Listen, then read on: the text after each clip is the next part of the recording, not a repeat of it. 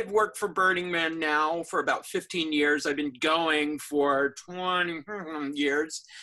And I've done just about everything that you can do out there. At this point, in addition to being a manager for the Gate Perimeter and Exodus team, I'm on Burning Man's design team along with DA over there.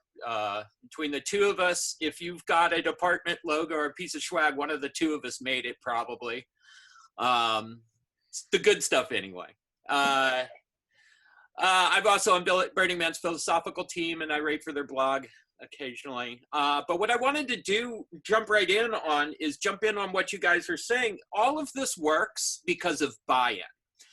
And the difference between what you're describing, Root, which is pretty classic tragedy of commons, which is if nobody, the diffusion of responsibility that comes with the assumption that somebody else is going to take care of this, that the things that belong to the people tend to not be cared for as much because they're not technically owned.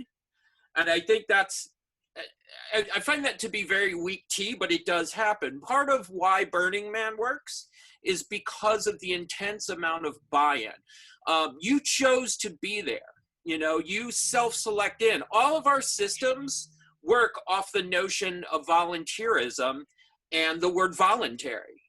There is really, even the worst thing that's going to happen to you at Burning Man is to be voluntold something, where it's just like you express just enough interest in somebody for somebody to stick you with the obligation of fixing the problem that you griped about. But a lot of the difference, I think, that happens at Burning Man as opposed to, say, these places where we don't see these systems work is because the voluntary aspect of it. And our hierarchical system is built off volunteerism. And when we were talking about this before, all the successful projects at Burning Man happen from the middle out, as opposed to a top-down system. You have so many little things. Every possible thing that a human being needs to do to stay alive happens at Burning Man in a very accelerated way. And for much higher stakes. Like if you don't do Burning Man right, you're not going to walk out of there alive. That's not an exaggeration. We put on the back of our ticket, if you guys have ever seen one, the first thing we tell you is you could very well die out here. That is a consequence of going to Burning Man. And I think by putting those stakes on people, that they realize that we're playing, you're playing NFL football at this point. You're playing big league. So all of our systems work the best when they work from the middle out. What I mean when I say that is we take all the jobs, all the little parts of staying alive and running a city and everything like that, we put them into little teams that go and deal with them. And if a problem comes along, generally a team of people who gives a shit about it will congregate around that problem. And basically at Burning Man, you don't have to sit around and wait for permission to solve a lot of this stuff. You just do it. And a lot of the momentum of these projects works on the Tom Sawyer fence painting dynamic, which is you get a bunch of people, one of the best ways to recruit a group of people to help you is to go out and do this theatrical display of doing it by yourself against long odds. Because people will just walk by and they're like what windmill is this dummy tilting at? And you jump in there and you do it with them, and then more people come, and like almost everything at Burning Man functions off of that same way. It's again, you volunteered. You saw a problem and you saw some people trying to fix it and you jumped in there with it. And that system works great. It's agile, for one. Two, it also adapts best to limited resources.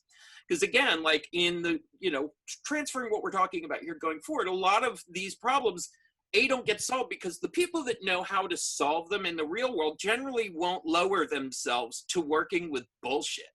Like they won't lower themselves to do it wrong. And that's sort of an inside joke at Burning Man forever is you're doing it wrong. There's always, every time you try to do something, there's somebody going, well, you're doing it wrong. It's like, yeah, but I'm doing it. I like what you're trying to do there. I like what you're trying to do there. Exactly. And it's a big part of, but what we try to do is give everybody permission to fail in the attempt to make something better. And you can almost become a bigger legend at Burning Man by failing fantastically at something than doing a great job of it. As a matter of fact, one of the best things you can do is to fail spectacularly at something, because in the process of doing so, you have now put light on a problem that people may not have known existed before and would not have cared enough to do something about. So, you know, we have found ways to make the theater of play and concern and all of that are sort of the best way we advertise to one another. And, you know, because we don't have technology out there for the most part. We can't do anything. We can't communicate to somebody on the other side of the playa in any other way than making a show of what we're doing, to where, like the Coconut Wireless in Hawaii, you know, just like, I saw a cousin over here doing this crazy thing. Let's go check it out. So that's how we survive and get a lot done with Bronze Age technology at best, you know. So that, but I think that if there's one takeaway from this, that the only reason it works is because of volunteerism. You know, the people have to care. First, you can't make somebody care about something. And generally speaking, most of the people at Burning Man have a real problem with authority as a group of people. So they tend to recoil at the notion of being forced to do anything. So, you know, again, we find these very roundabout ways of making doing something about it fun.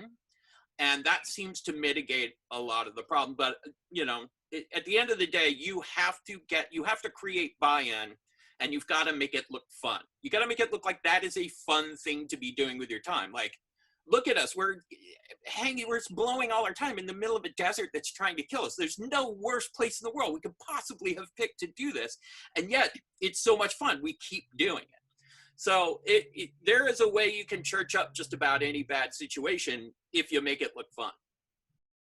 There's another word we use out there a lot called do-acracy, which is do-acracy basically means that the system and the rules and how something's going to get done is going to be done by the people who show up. You know, like if you want to have things happen a certain way, then you show up. The person that shows up and the person whose idea it is the law. Because again, the reason why a lot of stuff doesn't get done, you see people like, you know, in so many cities, just like the navel gazing, like, oh, you know what we should do, you know what we should do, you know what I should do. And you can talk about it, but the person that actually gets up off their ass and does it, that may not be the way that you would want to do it, but they're actually doing it. So like taking the initiative is huge. And generally speaking, you know, like I said before, like somebody getting up and doing something and somebody comes along and goes, yeah, I kind of been interested about that. And then they get in, and then those people can collaborate. And then eventually as time goes on, as more people and brains come in, you can tighten your system up. It takes about 3 years for anything to work at Burning Man, or at least reveal itself to never going to be able to work. But again, it's a do-acracy. You know, whoever shows up makes the rules.